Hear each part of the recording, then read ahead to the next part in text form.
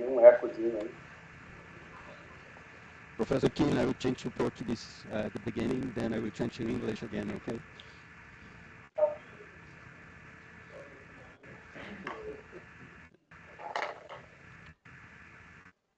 Boa tarde a todos, a todas. É um prazer estar aqui, tentando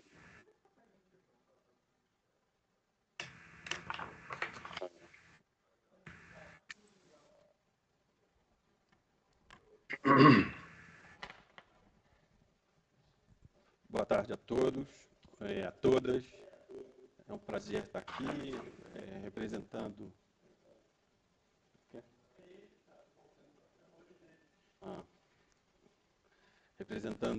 o INCT.DD aqui nesse encontro. Agradeço a todas e todos pela oportunidade. Um agradecimento especial, claro, ao professor Wilson Gomes, sempre. Agradecimento especial também ao professor Ricardo Fabrino, que me convidou para mediar esse encontro aqui. Tá? Eu vou mudar para o inglês agora, tá? Okay? A ideia é, o John Keane vai falar 40, 45 minutos e depois abrimos para perguntas. As perguntas podem ser feitas em português, aí a gente tem gente para traduzir, tem o João aqui, podemos traduzir. Não tem problema, tá? Okay? I'll change to English now. Good afternoon. Thank you all for coming. I would like to thank everybody at our National Institute of Science and Technology for Digital Democracy for the opportunity to be here. Special thanks to Professor Wilson Gomes, our director, and to my friend and colleague Ricardo Fabrino, who invited me to host this meeting. Saying that, I would like to thank very much Professor John Keane for accepting our invitation for being here with us today. Born in Southern Australia, John Keane is Professor of Politics at the University of Sydney and at the Wissenschaftszentrum Berlin. Sorry for my lousy German. He's the co-founder and director of the Sydney Democracy Network, renowned globally for his creative thinking about democracy. John Keane was educated at the Universities of Adelaide and Toronto and at the King's College, University of Cambridge. He's the author of many books, including The Shortest History of Democracy. Well, thank you, Arthur. Boa tarde a todos. Obrigado pela convite. Thank you very much for the invitation. Muito obrigado, em especial, ao Ricardo Fabrino, Maria Paula Almada, and to you, Arthur, for chairing this session. I am in Paris. It's getting late in the evening.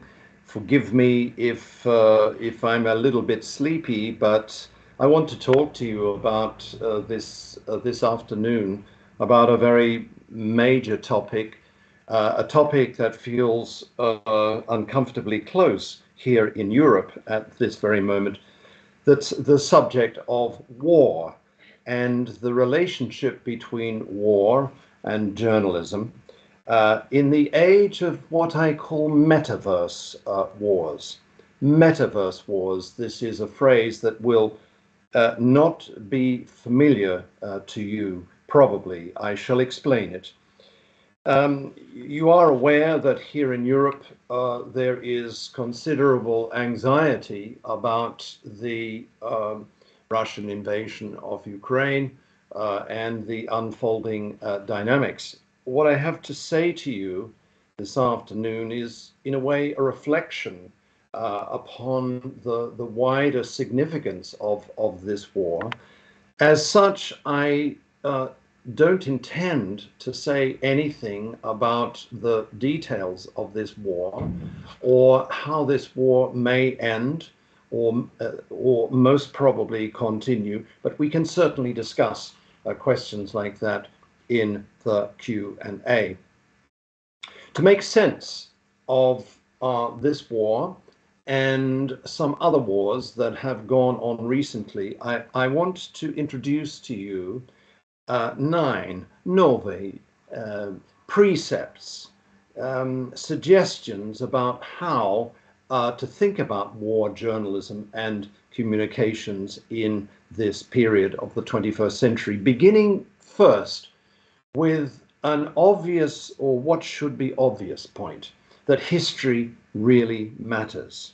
There is an old rule in the human sciences that those who forget the past, who neglect the past, who are ignorant about the past, very often misunderstand the present.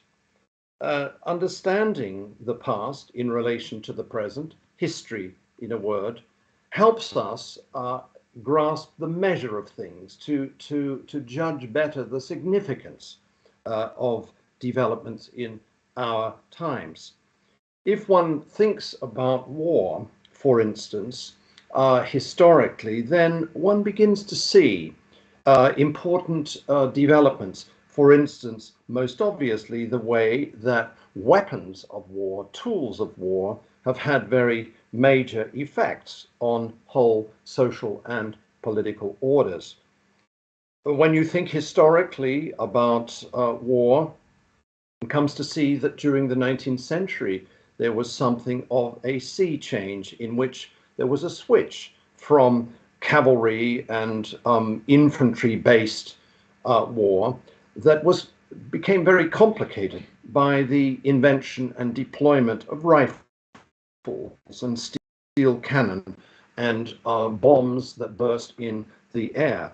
Or, if we think about our times historically, the question still lingers as to whether nuclear deterrence keeps our world safe, or whether we are entering a period where perhaps the localized battlefield use of nuclear weapons is going to be our destiny. These kinds of questions are very important, and thinking historically about war in this way is imperative. We also see, if we think historically, about the small inventions that have very long consequences. And the one example I want to give in this first point is the invention of war journalism. It's really a product of the middle of the 19th century. It features figures such as the Irish journalist William Russell, who reported for the Times of London from Crimea, from the Indian Rebellion against the British Empire, the American Civil War, and the 1870s Franco-Prussian War. This was a first. So my first and elementary point is to encourage you in thinking about the relationship between war and journalism and communications, to think historically, so to say, with a pair of eyes in the backs of your head. Second point, we know from the Toronto School of Communications, Harold Innes, Marshall McLuhan, and their colleagues, that it's important to see communications media as having shaping effects on our everyday lives, on our bodily senses, on our patterns of cognition, on our mental horizons, on our everyday experiences of the world. One of the great themes of the Toronto School was to abandon the idea that media of communication are mere neutral pipelines by which information is sent from A to B to C and so on. The Toronto School approach is to think of communications infrastructures as shaping our experience of the world in the most bodily sense. When we do this, when we think along the lines of the Toronto School, some very striking, surprising points surface. Once upon a time, war did not know media coverage. That is to say, news reportage from battle zones traveled very slowly at snail's pace. It was usually reported, for example, in the classical Greek world, or in the same period in China. War was reported ex post facto, that is, in poems, in plays, in speeches and books, some of which, of course, became classics. Here I would mention, in the European tradition, Thucydides, who, writing in the early 4th century BCE, produced what has come to be considered a classic, the history of the Peloponnesian War. And you will know from that classic that it is Thucydides who insists that war shows that actually conflict between the powerful and the powerless is a brutal, ugly conflict in which the strong do what they do, as he put it, and the weak suffer what they must. Or we could take the example of ex post reflection on war, the example of Sun Tzu, the classic, one of the very classic texts in Chinese literature, a text called The Art of War, in which war fighting is compared with flowing water, and where there are proverbs in that text, such as the supreme aim in war is to win without fighting, without firing a shot. And we could think of another text in the European tradition, a much more modern text. For example, von Clausewitz's Vom Kriege. This is a classic work published in 1832, posthumously, as it turns out, in which Clausewitz pointed out that modern war that involves increasingly civilians is a form of politics by other means. What is striking is that in the period in which Clausewitz wrote, there was, in war matters of war reporting, slow motion circulation of news. One example, at the famous 1815 Battle of Waterloo, where the British defeat the French, there were 56 newspapers in London at the time, in 1815. Not one of them sent a correspondent to that war front. The news of the victory of the British at the Battle of Waterloo was carried by horses and a rowboat. It actually took 3 days for the news of that victory to reach London. It took, in fact, 7 months for that news to reach Sydney, where currently I live, and it was received, of course, by sailing ship. If we think about the Toronto School approach, and we think historically about the reporting of war, we can see a process by which there is a gradual reduction of time, space, obstacles. If you look at the electrification of media, the printing presses that produced daily newspapers, for example, and newspapers that were spread by coal-fired steamships, or if you think of the early telegraph and very early radio broadcasting, you can see that news of war underwent an electrification. World War I is often seen as a turning point, the first military conflict, it's said, shaped by electrified mass communications. Electrification indeed enabled quick reportage and the mobilization of whole populations in support of a war that was supposedly a war to end all wars. It was, in fact, a catastrophic war, as you know, that led to another catastrophic war that robbed more than 100 million soldiers and civilians of their lives. This view that World War I centered in Europe was a turning point in the electrification of communications and of the immediacy with which war reporting took place is actually rather Eurocentric, because the new research that we have indicates that the turning point actually happened in Asia, and it happened in the Russo-Japanese War of 1904 and 1905.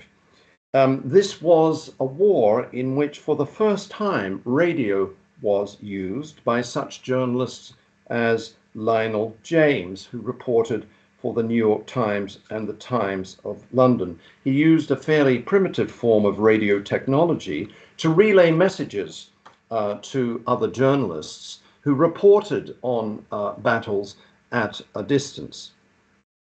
We know, of course, thinking about the history of communications, that satellite broadcasting had, during the 1960s, had a major impact on the speed and the footprint of war journalism.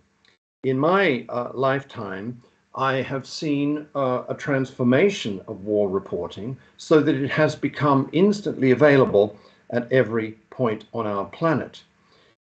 War comes to be more highly visible as a consequence of this electrification and the insertion of satellite broadcasting into matters of war.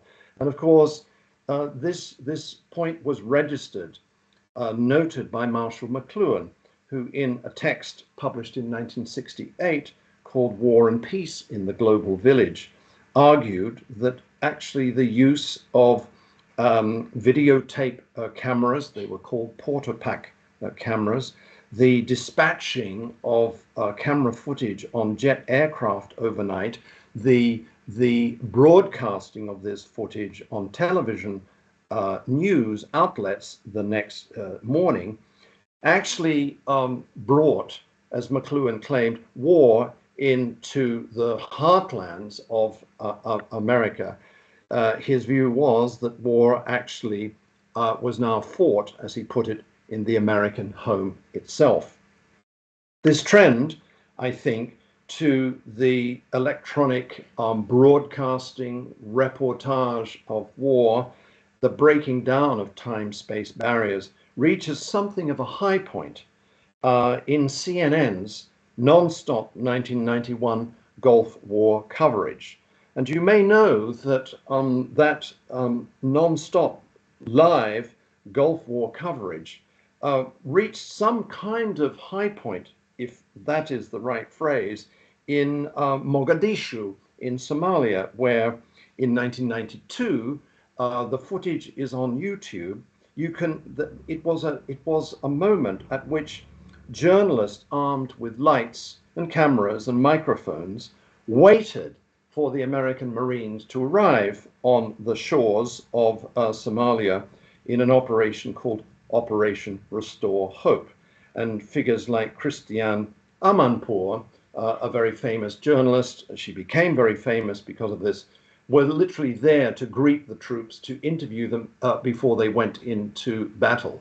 This, I think, was of historic significance in terms of the way that war comes to be mediated. This was, so to say, the completion of a long and complex history. Third point, I want to say now some things about the concept of Metaverse Wars. What I want to suggest to you is that we've entered the age of Metaverse Wars.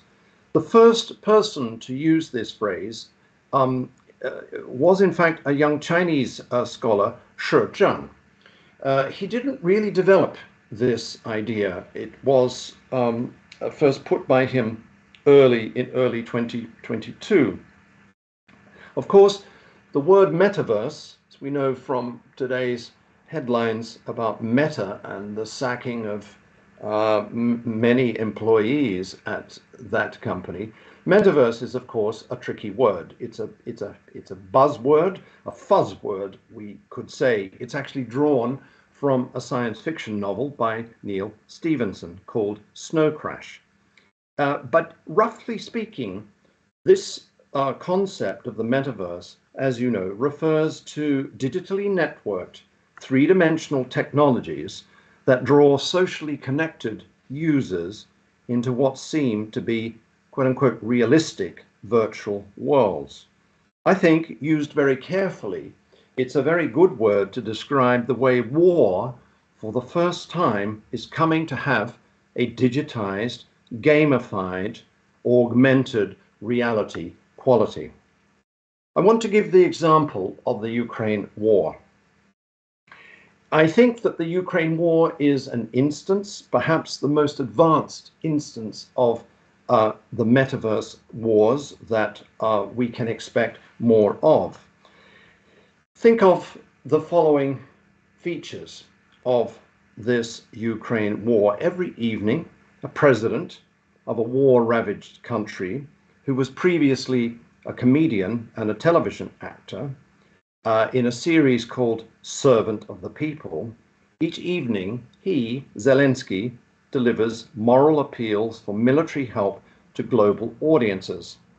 Around him, he has appointed a whole series of digital communications experts. For instance, he appointed Mikhailo Fedorov to be the head of the Ministry of Digital Communications. Fedorov was previously someone who ran the campaigns for the election campaigns for Zelensky. And Fedorov is a very big fan of Silicon Valley UX, user experience research. There are whole teams around Zelensky who are extremely skilled in the arts of digitization of the war effort. These nightly broadcasts are carefully tailored. This is one of the features of Metaverse Wars, that there is a sort of targeted narration of war. So that, for example, when Zelensky spoke to the Knesset in Israel, he claimed that Russia is preparing a final solution for Ukraine. Words, a phrase, of course, that has a great resonance in Israel. When he spoke to the parliament in Athens, he emphasized that Ukraine is one of a number of Orthodox country that was Christianized by the Greeks. Note the language, the narration is different. When he went to Ottawa, where he received several standing ovations, he pointed out that Vancouver, imagine, he said to Canadians, imagine Vancouver, the CN Tower in Toronto and so on, all being targets of military warfare. The point is that on these narrations in the age of Metaverse Wars are skilled. They are conducted by seasoned television and public relations and marketing professionals. Their job is to narrate the progress of the war, to arouse the indignation of audiences by using to the maximum available digital networks. Metaverse wars have the effect of abolishing the distinction between online and offline worlds. War room briefings, smoke-filled battlegrounds, images of fighter jets, tanks and troops, wrecked buildings, burning fields, frightened civilians. Images, sounds, and written stories of all of these horrors of war are combined and relayed across vast distances in real time. War becomes subject to gamification. War becomes a gamified social media performance, we could say. There are cyber attacks. There are organized hacks. There's the spreading of malware. There are takedowns and defacement of sites. There's also much mediated maquillage, what traditionally are called false flag operations. One of them is unfolding at this very point. If you look at discussions about what is going on in Kherson, in Ukraine, it is not clear what exactly the Russian military is doing and the Ukraine army is doing in response. But something like a semiotic warfare is at stake, in which there's possibly a fake withdrawal from a city in order to lure the Ukraine army into a position where they are pounded. This is this kind of false flag operation is typical of the age of Metaverse Wars. There is, of course, hyper secrecy. There is the use of AI-powered drones that kill anonymously from great heights. You know that the Russians are using state-of-the-art Orlan drones These are too small. These are too, they emit so little heat that they're very difficult to protect. Volunteers join the Ukraine army using Telegram Messenger. The Ukraine engineers cooperate on Signal and GitHub, the platform where they exchange ideas about the improvement of communications. You will know that Elon Musk donated a system called Starlink, which actually is a means of linking together mobile internet communication terminals without the use of cell towers.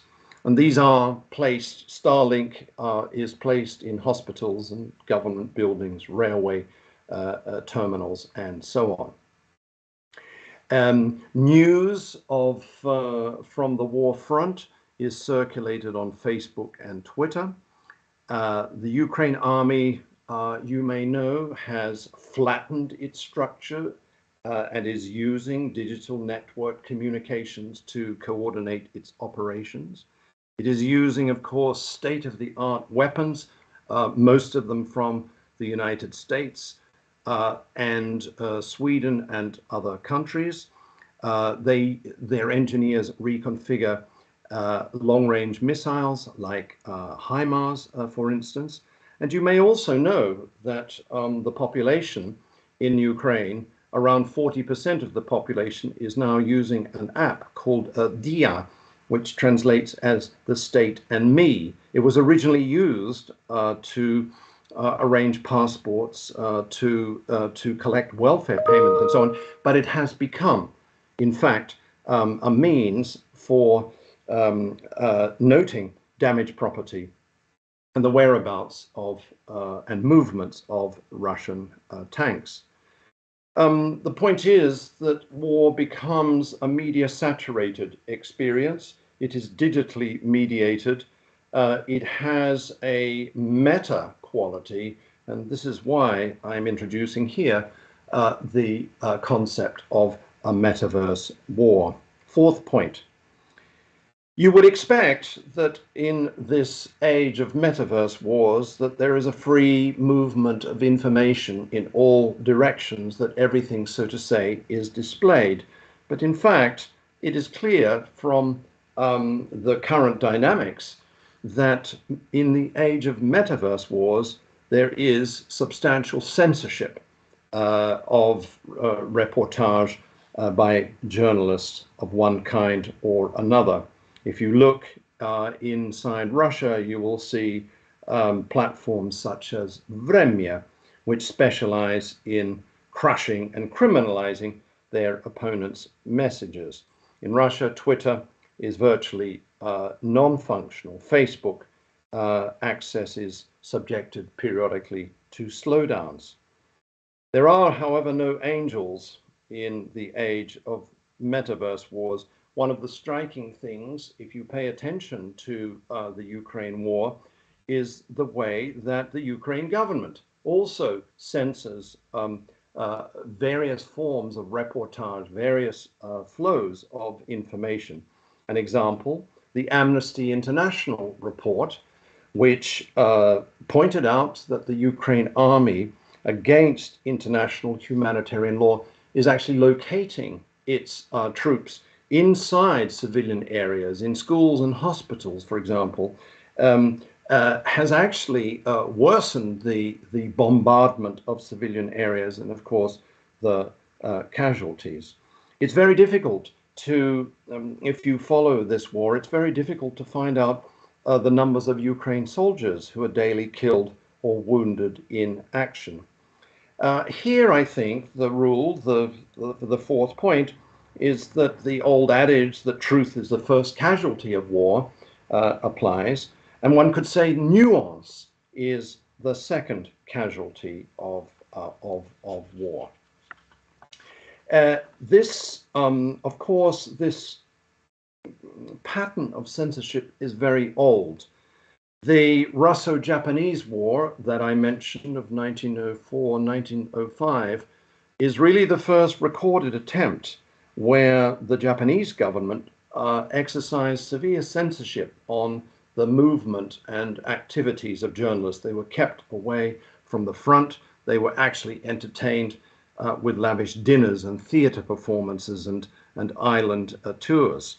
Since then, the techniques of governments in the control, distortion, the positive spin on war has grown more sophisticated. And you can see this at work in the United States, of course, a republic proud of its commitment to the First Amendment. During World War I, government moved in the United States to control and censor radio communications and photographs. Journalists were kept away from the war front in Europe.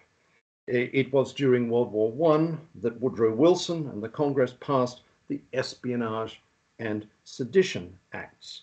75 newspapers during that war had their postal privileges withdrawn and were forced to soften their opposition, their editorial opposition to the war.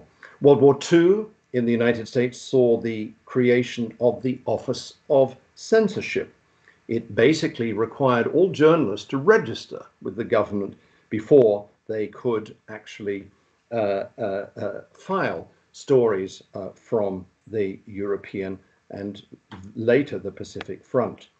You may know that news of the atomic bombing of Hiroshima and Nagasaki was delayed well after, the reports were delayed well after that bombing took place.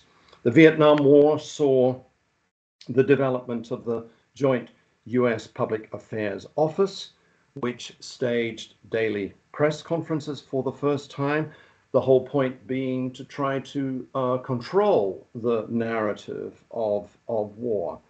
And it was later, for instance, during the invasion of Iraq, that there were crackdowns on various media outlets, including Al Jazeera, which had its offices bombed in Baghdad, and where a number of people were killed in a nearby Palestine hotel. Fifth point, in the age of Metaverse Wars, war becomes entertainment. This is a thesis that may at first seem excessive, but it seems to me that the evidence is growing that the spectacular qualities of war are heightened during the era of Metaverse Wars. You will know that the idea that war becomes entertainment, it becomes a spectacle, was, I think, first elaborated by Walter Benjamin, the great German literary critic. His argument was that in the age of mechanical reproduction, radio and early cinema, war was transformed, as he put it, into illusion-promoting spectacles designed to give, his words, aesthetic pleasure to audiences. And he thought that fascism was, in fact, one of the prime movers of this aestheticization of war. I think we can leave aside the details of Walter Benjamin's thesis to note that, for example, he was right that the Nazis relied heavily, say, on the films of Leni Riefenstahl and in documentaries such as Beautiful Theresienstadt, The Führer Gives Jews a City. Some fragments of that film have actually survived. In the age of Metaverse Wars, elected governments and their armed forces, with the help of loyal journalists and state-of-the-art tools of communication, actually transform war, I want to say, into multimedia entertainment. War becomes the twin of entertainment. This is a point that was talked about during the early 20th century. One could say now that war comes wrapped in network sounds, images, and texts.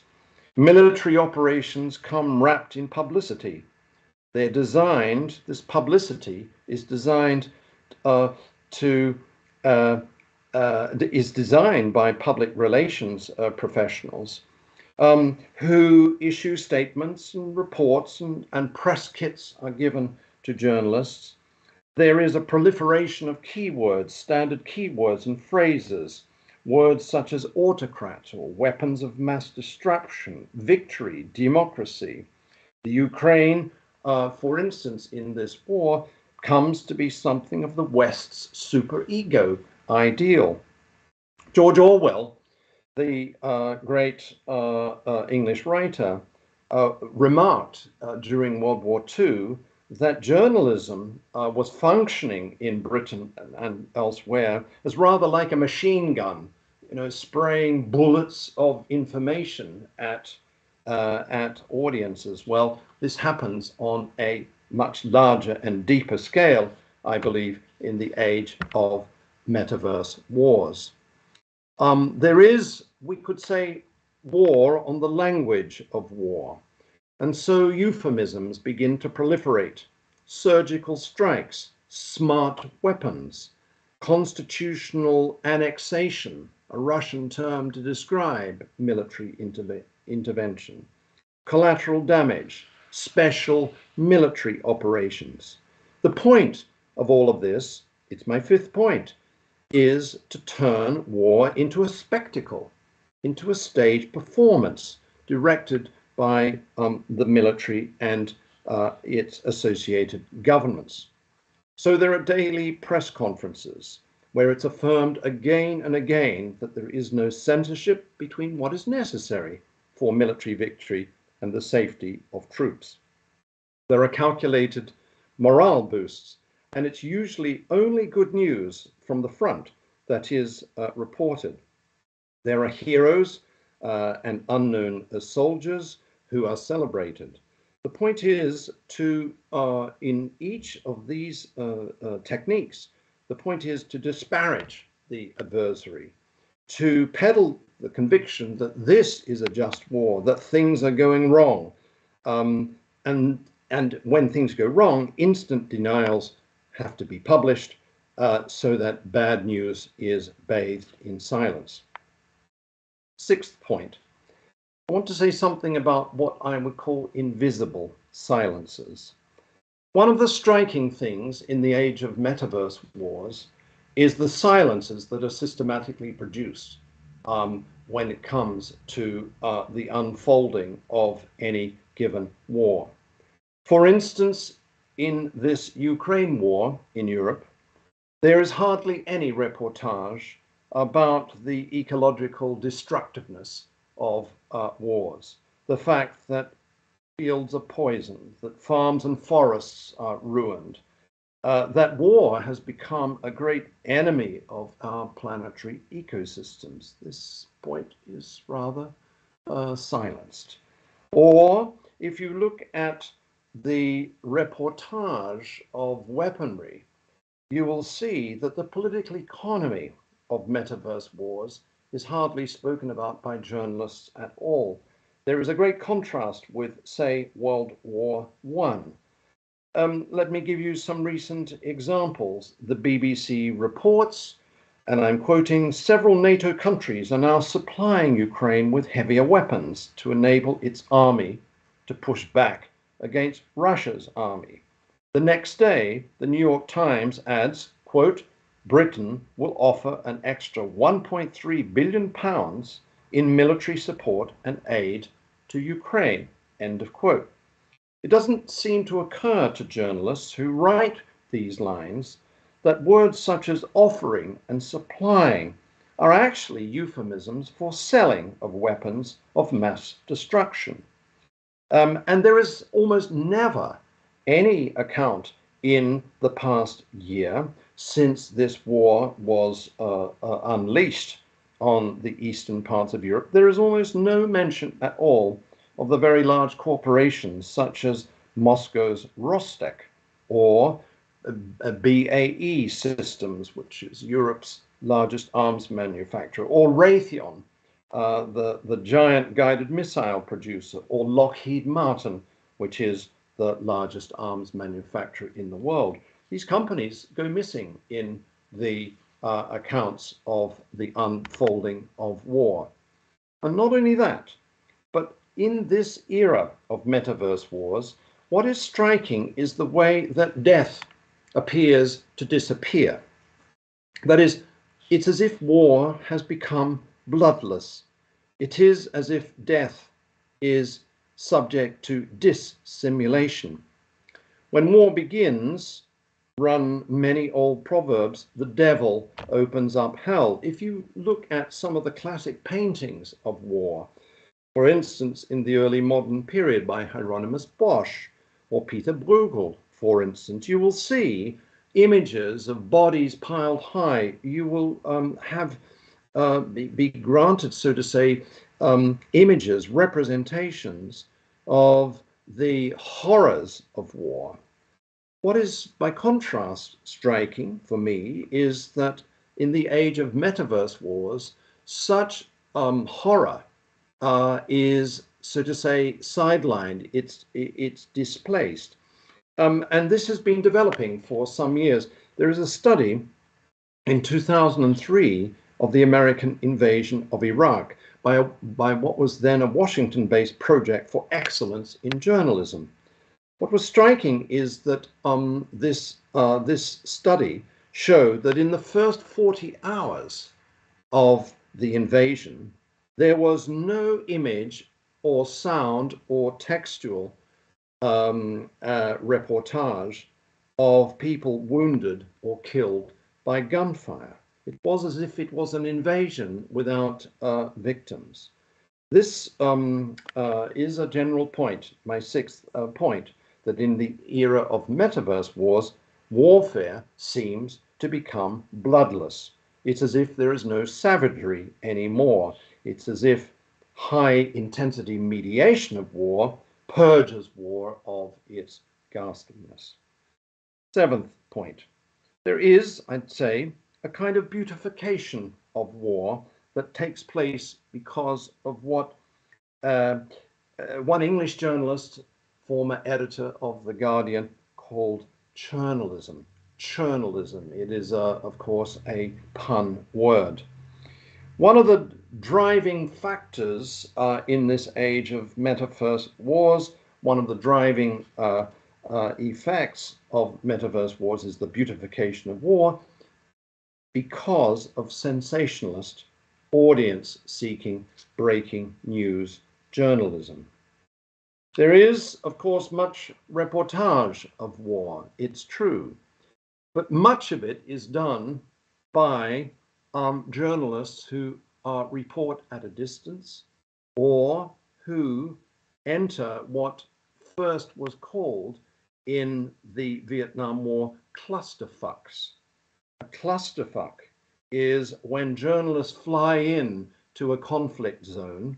They don't speak any of the local languages. They have no particular expertise, experience of the local context. And they report back to their platforms. An example, several months into the war in Ukraine, is CNN's Anderson Cooper, who was parachuted in to the Ukraine for a very brief period in order to give a kind of human touch to the war. This is typical of what journalism, I think, the role that journalism plays in the age of Metaverse Wars. Journalists come to be interested in human interest stories. They do not cross-check the details of the stories that they are producing and circulating. Very often, you will know journalists are subject to script approval. That is, they have to get permission from higher up in their media platform in order to have their stories circulated. There are reporters are encouraged to join pool systems, as first happened in the 1991 Gulf War. The point is as well that journalism, this journalism, comes to be dependent on local fixers. You may not know, but the former director of a Ukraine public relations firm, Orisia Kimiak, was the head of a public relations firm named Reface. That person is one of the influencers that the BBC uses from the Ukraine without any BBC journalists on the ground. And there are also organizations like the Projector Institute operating out of Kiev, whose leading slogan is "Glory to Ukraine, we will win." These organizations are used by media platforms globally to report on their war. The consequence is that bad news doesn't happen. Journalists become churnalists. They become actually foot soldiers of mass deception. In a way, one could say that journalists become subject to a new kind of Stockholm syndrome, in which journalism becomes the willing public relations instrument of military strategies. Eighth point, almost finished. I want to say some words in these tips about how to make sense of war in the age of metaverse wars and the way they are mediated. I want to say something about civilian journalism. I detect in the past year a certain nostalgia for the times when there were great journalists who reported from war fronts. I'm thinking of Martha Gellhorn, the American, great American journalist, or Robert Fisk, who reported for many years out of Beirut. One thinks of George Orwell, one thinks of Ossip Mandelstam. This nostalgia, I think, is not justified. Perhaps the time of the heroine, Lone Star reporter, skilled at challenging propaganda and stirring things up, perhaps the age of the heroine, Lone Star war reporter is over, because in the age of metaverse wars, what seems to me to be happening is that there are network teams of less well-known civilian journalists who are doing their work on the ground under extremely dangerous conditions. And they actually they produce and present narratives that are different than mainstream journalism. You will see this civilian journalism at work. It first, I think, played a significant role in the Syrian war. But I'm thinking of journalists like Lucy Kassa. She herself is a Tigrayan who is currently reporting for Al Jazeera from the Ethiopian Tigray conflict. I'm thinking of characters such as Elliot Higgins. He's the founder of Bellingcat, which described itself as an intelligence agency for the people.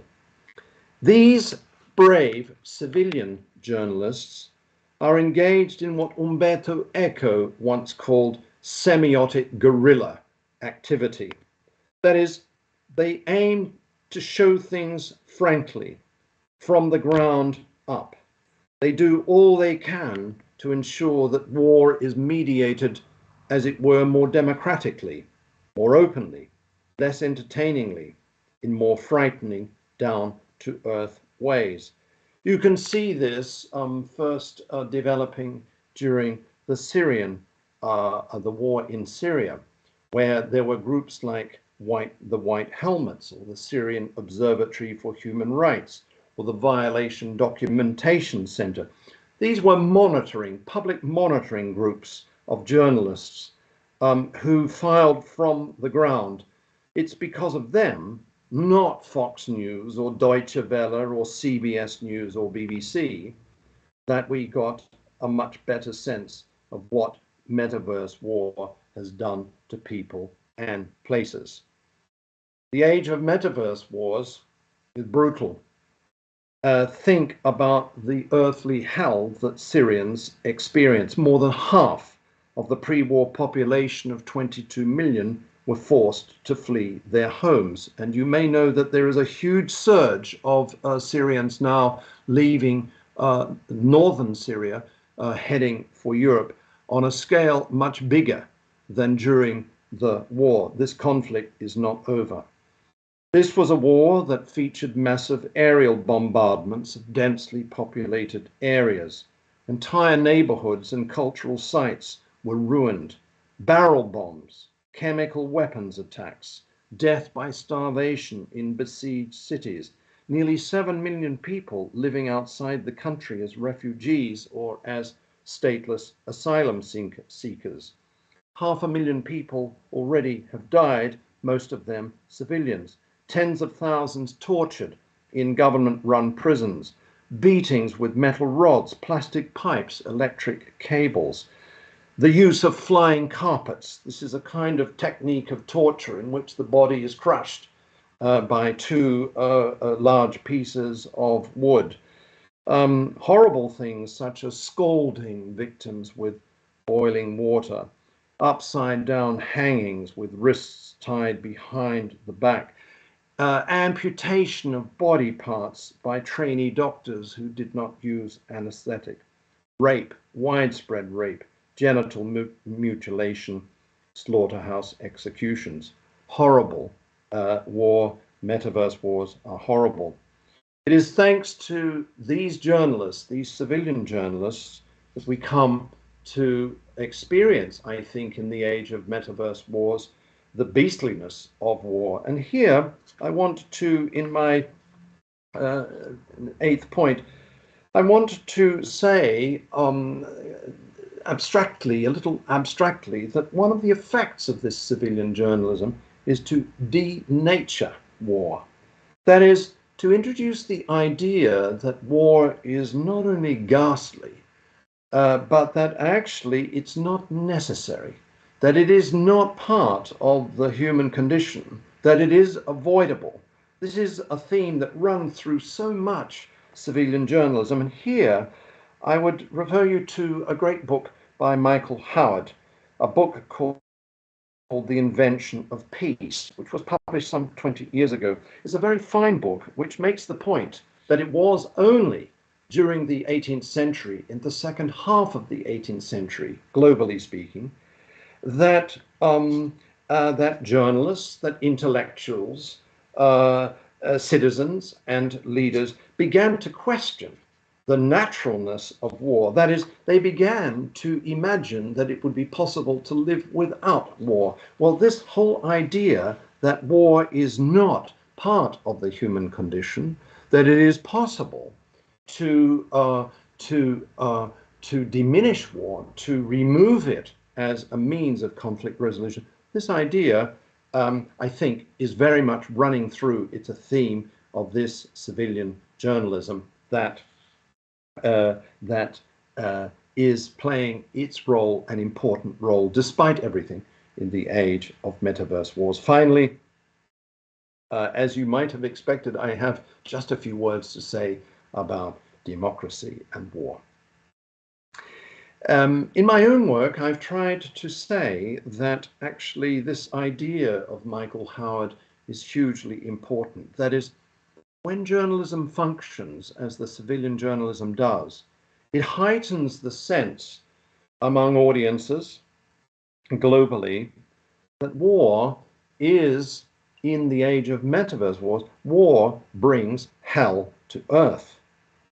But it reminds people as well that there can be alternatives to war, and that there are ways of reducing war, of discharging the tensions, the conflicts that lead to war. I think that this democratization of war, we could say, is one of the features of the age of Metaverse wars. What do I mean by this? I mean that thanks to civilian journalism, thanks to brave reporters on the ground who report from the ground, that these reports are actually challenges to orthodox, to the orthodoxies, the orthodox reportage of war. This kind of democratization of war, however weak it is, represents a challenge to reigning dominant narratives. It publicly condemns cruelties. It puts questions on the table as to, for instance, in the case of Ukraine, how will this war end? Is it the case that the war will end with the collapse of Russia, the removal of Putin, and it is those kinds of questions about the future scenarios of war and how this war will end that is, I think, part of this democratization of war, by which I mean that war comes to be seen as contingent, war comes to be seen as preventable, perhaps even that in future war will have to be abolished. Well, I think this is enough, and I want to say muito obrigado for your attention, and I look forward to hearing your comments and questions. Thank you very much.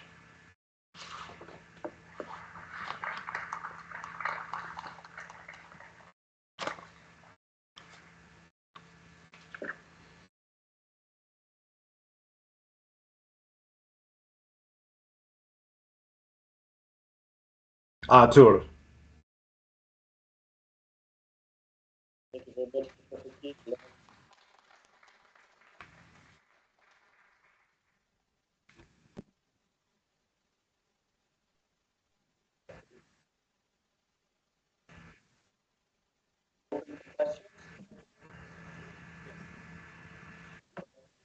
Thank you very much, Professor Keane, for such a brilliant lecture. Thank you very much. I have just heard that unfortunately, we don't have much time. It seems that we have 15, 20 minutes. Is that it? Okay, so we are open for questions. Any questions? No, I have a question. So here you're talking about war and communication made me remember Walter Lippmann and his book, his seminal book, Public Opinion. As you know, Walter Lippmann was very preoccupied with the dangerous consequences of media stereotypes. Short answer, yes, and I think it was a theme that ran through several of the precepts that I presented, several of the 9 precepts. And by this I mean that stereotypes, euphemisms, but also silences are part of the age of Metaverse Wars, and they cut, in contrast to the period in which Lippmann wrote, they cut very deeply into daily life. I mean, you all know that the unfinished digital communications revolution has some unique features. It combines text, sound, and image. It's a system of communications that reduces time, space barriers, potentially to zero. Yes, of course, there is government censorship and border regulations and so on. And this communications is dependent upon tools such as the cell phone. The consequence is that the stereotyping, as Lippmann put it, comes much closer to individuals and groups and networks. And in that respect, it is more, I think, more dangerous than he supposed. So yes, it's an important theme in that book, Public Opinion. It's worth rereading, and it certainly is a problematic that has not gone away. But what I did say, secondly, is that, or tried to say, is that it is this contrarian, civilian, networked journalism that functions as an opposition to the stereotyping, the beautification, the entertainment quality of war.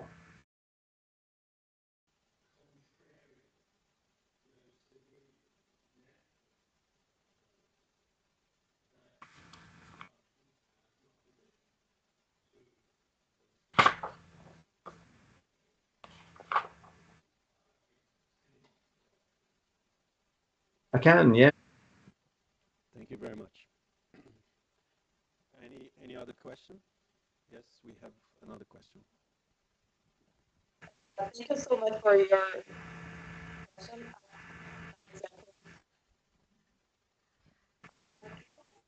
Hello, can you hear me? Yes? Okay, nice to meet you. I'm Andressa. Thank you so much for, I thought everybody could hear me here, so I'm sorry. Thank you so much for your session. I'm not exactly, but I think we're going to be fine. I actually use your work, News Despots, thanks to Ricardo, on a similar topic, and I see one of the things that you say is that the new despots are highly, I think it's among these lines, the new despots are highly skilled in the art of technology. And here we have Zelensky and Putin, antagonic figures, however, with pretty much similar tools to act in similar means. And we also have satellite actors completely outside the landscape of this war. Yes, it's a great question, and I mean, it can be seen from the trends, what I call the new despotism as a form of power, as a form of mediated power. You can see this at work on both the Russian and the Ukraine sides, it seems to me. In the case of Russia, I've mentioned that if you look at the patterns of censorship, the use of television and networked media reportage, you see that the Putin administration is, creating the sense among the Russian population that this is a just war, that actually it's not so far called war. We're beginning to see the first usages of the word, but it's a just struggle. It's a special operation that is designed to reclaim, what is rightfully Russian. And it is a war against fascism of the Zelensky government. It is a war that is designed to bring not only courage, but more energy and more dignity to the Russian people. And those who oppose this narrative, as you see in recent months, are dealt with very harshly. So what is despotic about this? I think, to put it very simply, this is the way that the Putin administration is media managing this war is a very good example of the way despotic power operates. That is, it is a top-down form of power. There is great wealth concentrated at the top. It is a highly unequal society. It has a middle class which remains loyal to the regime. There is lots of reference to law. There is the harnessing and deployment of all digital media platforms in order to promote this picture of this special operation as something that is in the interests of all Russians. And it is a form of power that tries, as I say in that book, it tries to win the voluntary servitude of the population. That is, it tries to create a kind of followership and to be seen as a regime that is not violent, that is not fearful, that will crack down very hard on those who dissent. And it will put figures like Alexei Navalny behind prison for the rest, behind bars for the rest of their life. But it's a system in which 50% of the population are directly dependent upon state spending. And it's a system of despotism in which there is no proper multi-party competition, there are no free elections, there is not an active civil society. It's a system that, for example, raises wages for Russian workers who will go to help reconstruct the occupied areas of southeastern Ukraine, and soldiers who are conscripted are paid much more than they could expect to be paid in some civilian job in Russia. So that concept of despotism has an implication when applied to Russia, which is that the belief that by pumping weapons into Ukraine on ever vaster scale will lead to the collapse of the Russian regime is what some writers here in Europe are calling magical realism. It's most unlikely that this despotism will collapse as a consequence of repeated bombardment by American weapons and what is in effect a proxy war of the United States.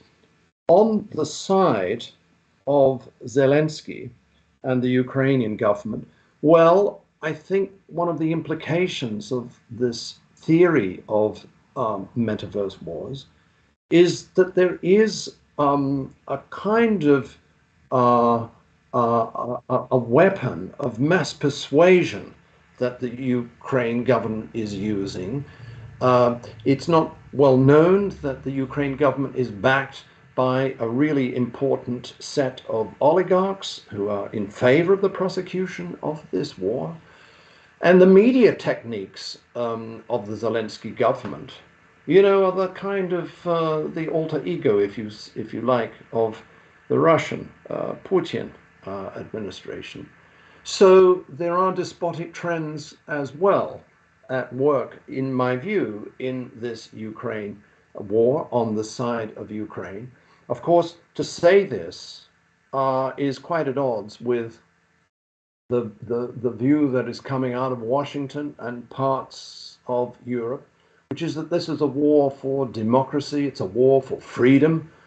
Well, the realities on the ground are rather different, and if this war continues, as it's expected to do into at least next spring, without any compromise, without any peace negotiations, then this dynamic will be like two wrestlers, you know, whose faces are equally distorted by this confrontation where democracy, power sharing, constitutional government is the victim. Well, this is one way of looking at this war. It is rather an interpretation at odds, as I say, with some of the hopeful orthodox narratives that come out of Washington these days. But thank you very much for muito obrigado for this question.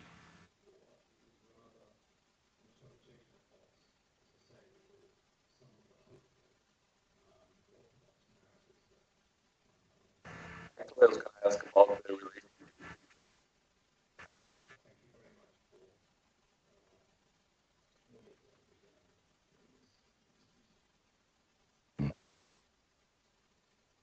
Yeah, please.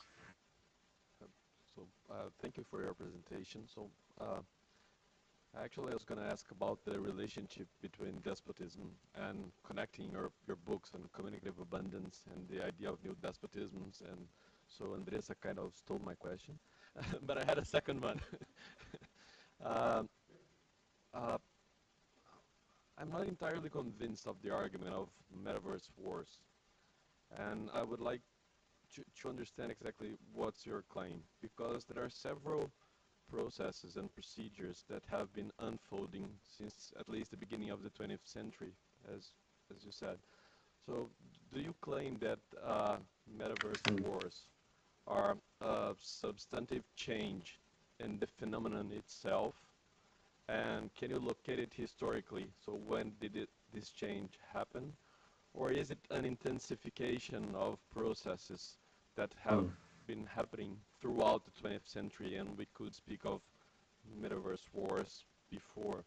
And I'm thinking specifically of your quote on Walter Benjamin and the aestheticization of war and the elements. Yeah, again, obrigado for this. I mean, it is, if the time frame mentioned by you is from the early 20th century, that is the past century, if that is the time frame, then one could speak about this as an intensification of the mediation of war. There was a time, to repeat my opening remarks, when in the middle of the 19th century, there was actually almost no live zero time space. There wasn't zero time space mediation, journalistic coverage of war. And the turning point is, yes, in the second half of the 19th century, but it is the Russo-Japanese War that I suggested to you is a turning point. And since then, yes, you can see an intensification. But I want to ask you whether this Toronto School thesis also applies, because we have moved, as you all know, this is the National Institute's whole program of research. You know that sometime in the 1950s or 1960s, depends how you measure it, the digitalization of communications, the building of a whole new, historically speaking, infrastructure of communications, a different mode of mediation of our world, comes to be part of our reality. And the question to ask, therefore, from this Toronto School perspective is, what does this do to war, to the tools of war, the techniques of war fighting, and the effects of war, and the journalistic coverage of war? And I think in this respect, my thesis is that this is not just an intensification process, this is something of a step change. This is something of an historical leap in which the dynamics of war come to be integrated with digital networked communications media. And this has effects on the structure of armies. It has effects on the type of tools, weapons that are being used. Many of these weapons, of course, are entirely new, and they are all precision-guided, digitally structured weapons. Drones are obviously a case in point. And my idea is that the mediation of war, that there is a transformation of journalism accordingly. So the big idea is the thesis is to think historically about changing modes of communication and the way that war itself is transformed by these changing modes of communication. And I believe it's a fundamental shift. And when do I date it from? Well, it is, as I mentioned, there are these moments, such as the commercial and military usage of satellite broadcasting that play an important functional role in this transition to Metaverse Wars. So too are those moments I mentioned, Mogadishu. So too is the patterns of reportage in the Syrian war, and this Ukraine war seems to me to be the most intensive example, the most intensive case of Metaverse Wars. Well, this is the thesis. You can read a text version of this on, I'm not sure if it was circulated, on the Substack platform, where I have a version of this thesis.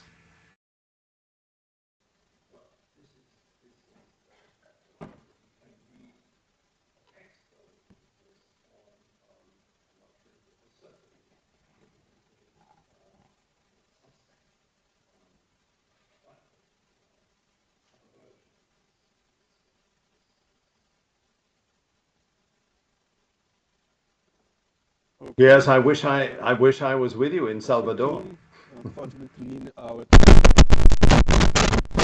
Well, I would like to say, I would like to say muito obrigado again to you all for coming, and I guess it's boa noite for me. Thank you. I will. Thank you very much. All the best. Bye bye. Yeah, let's do it. Bye-bye. Let's do it. Thank you very much.